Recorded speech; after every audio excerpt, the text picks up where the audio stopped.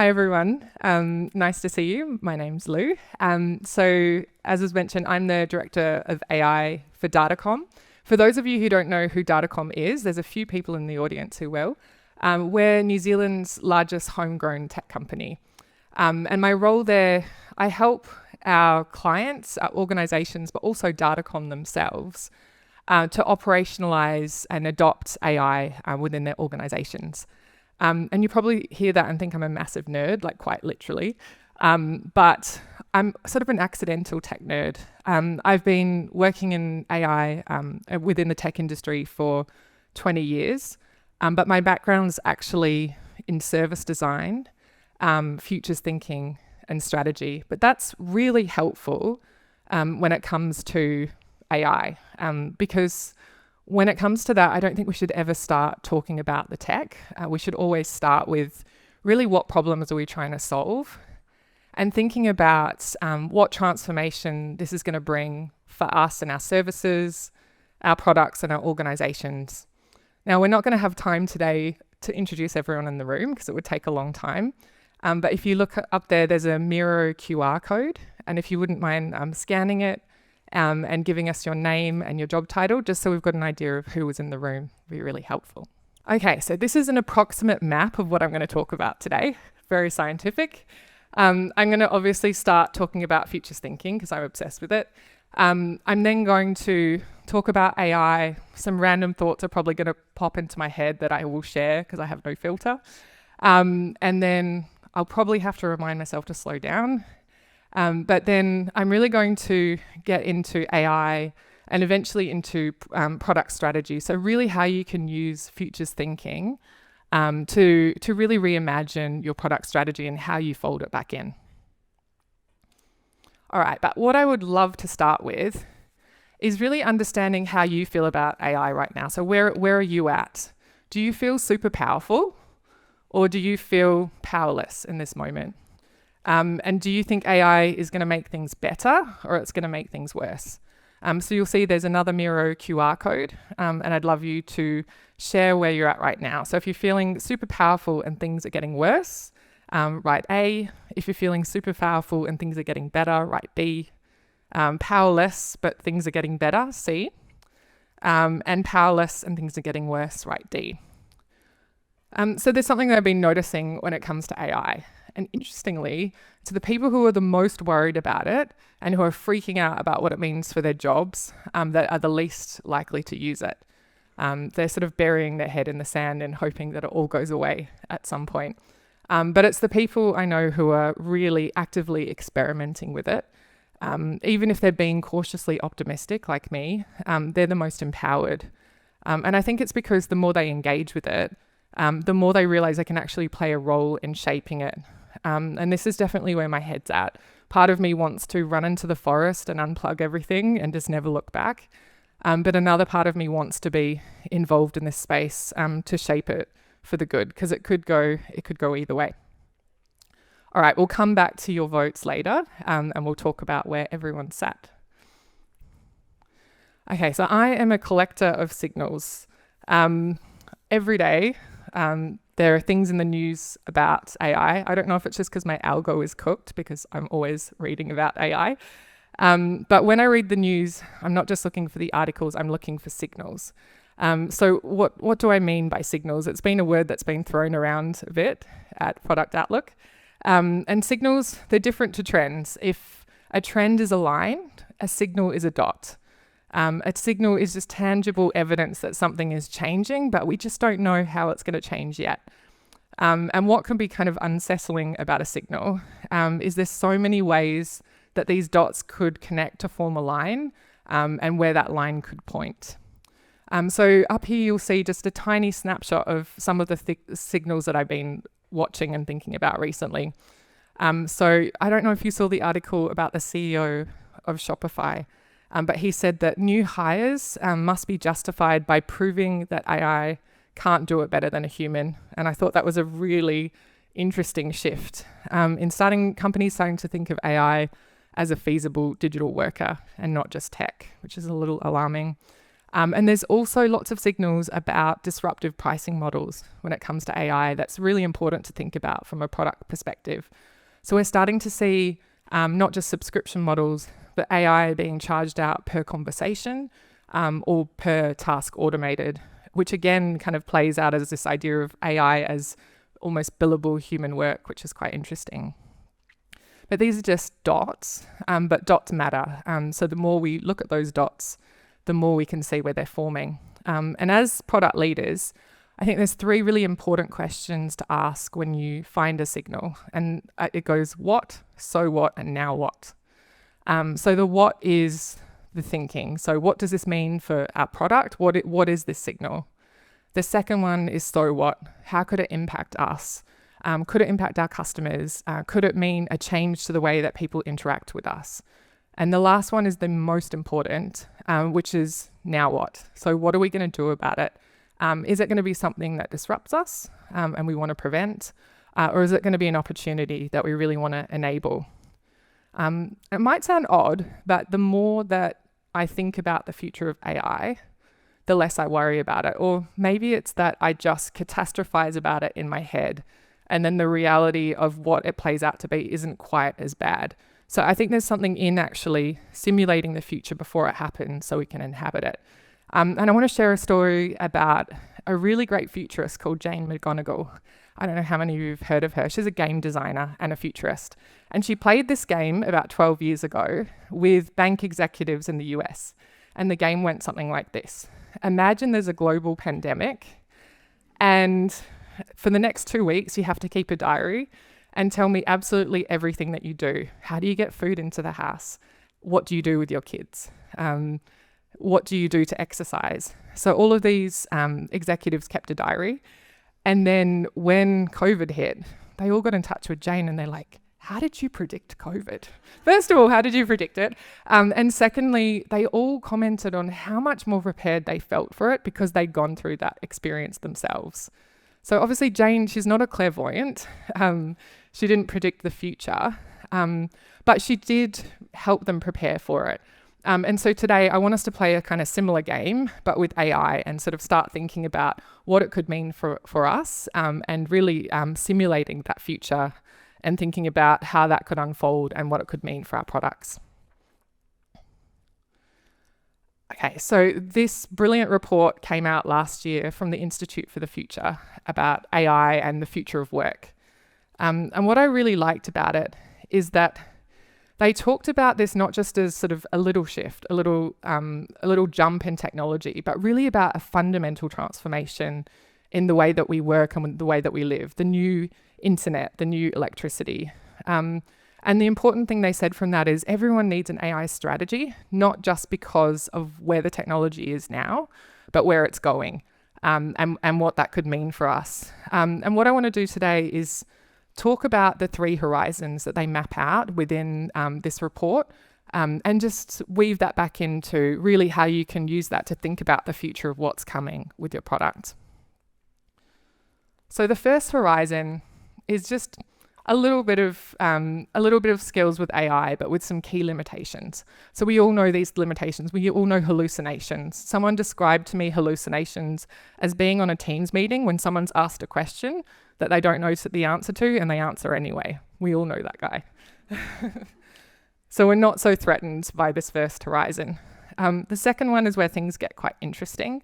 So we're starting to see things like specialist AI solutions, multiple AI models working together in a kind of constellation or an ecosystem, agentic AI, dynamic systems adapting to their environment, which Amy Webb calls living intelligence, where we start to add in sensors and even biotechnology, and AI extending from the digital to the physical.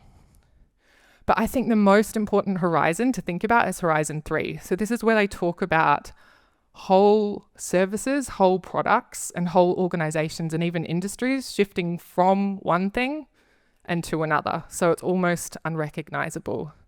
So I know a lot of product teams who are planning for Horizon 1 and kind of sprinkling it into their products, maybe for Horizon 2, but not so many that are really planning for Horizon 3 and what it could mean.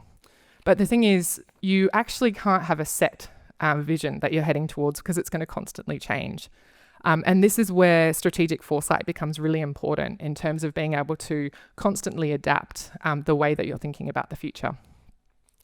So a great example of this shift from and to is education. So we're already seeing education shift from one in which educators are really drowning in admin, that they're trying to teach content as best as they can.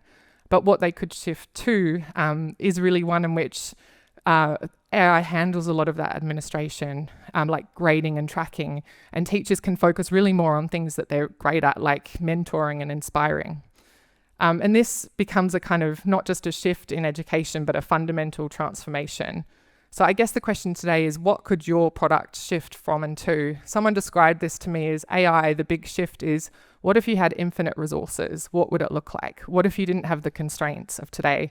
So I talked to an insurance company recently who talked about the fact that they can only serve B2B customers, but if they had infinite resources, they could actually move to B2C and even micro lending. So what do we mean by futures thinking? So there's 3 principles. The first is that the future isn't predictable. We can't all be clairvoyant. It's not predetermined, so we can change it by our choices. And the last one is that it's influenced by our individual choices, including ours. So this came up in the previous talk, which I loved, is that we have a role to play, and our diverse thinking really can shape the product and the organization around us. So this is our futures thinking framework that we use at Datacom to help people to think about the future. The first one we use is invented by a futurist called Sohail Inayatullah, who's quite brilliant. He's from Brisbane. And it's a futures triangle. So it's got 3 different parts. The first is what he actually calls the weight of history, but I like to call the importance of history. So it's what have we come from? What actually is weighing us down that's going to hold us from moving into the future? But also what could we actually leverage that could be our strength in the future? So that's the importance of history, sorry. The next is the pull of the future. So what are our visions and goals? What signals are pulling us forward? And the last is the push of the present. So what are the current trends and innovations that are forcing us to change now, even if we don't want to? And in the middle of that is your plausible future. So that's really, it has to be a combination of those 3 things in which you can exist.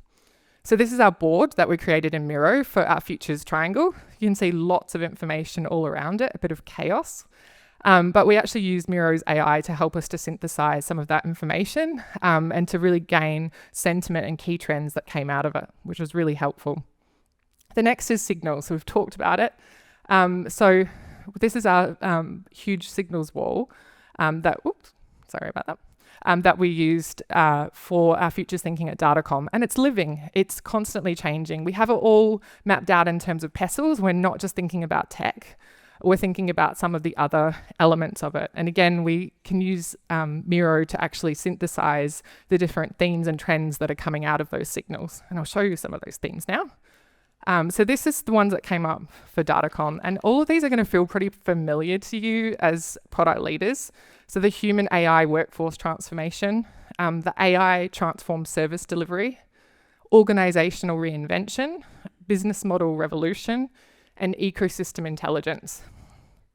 And what's really cool about mapping it out in this way is you can start to actually see, rather than individual signals that you just start reacting to, you can actually start to see how they all clip together. So for example, ecosystem intelligence is driving business model revolution, which is then creating trust and governance requirements. So you can actually start to see some patterns between them.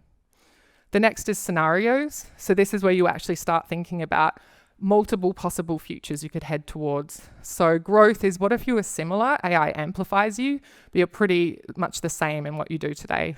Transform is, what if you're completely different? What if you're almost unrecognizable? Constrain is, you're too good to die, you're too shit to grow. So what if you were zombified and you just couldn't move forward because of all of the constraints around you? And lastly, collapse is, what if everything went horribly wrong and you just need to lean into the misery of that? Think about everything that could break you, but then what you would do to mitigate that. And the whole idea is you're not actually choosing one future, you can't, but you're just creating a way, a vision for being able to adapt regardless of which future plays out. And then speaking of which is your ideal future. So this is where you think, out of all of that, where would I like it to go? So I like to think of this as Bill and Ted's Excellent Adventure. So you come out of the phone booth and what do you see? What do you think? What do you feel? What do you hear? What does it look like? And it's important to think about this because you want to have an ideal trajectory that you're heading towards, but you need to have enough flexibility within it to really pivot if that future doesn't play out and one of the other ones does. And then lastly, and I think this is almost the most important part, is backcasting. So how do you go from your ideal future back to the present?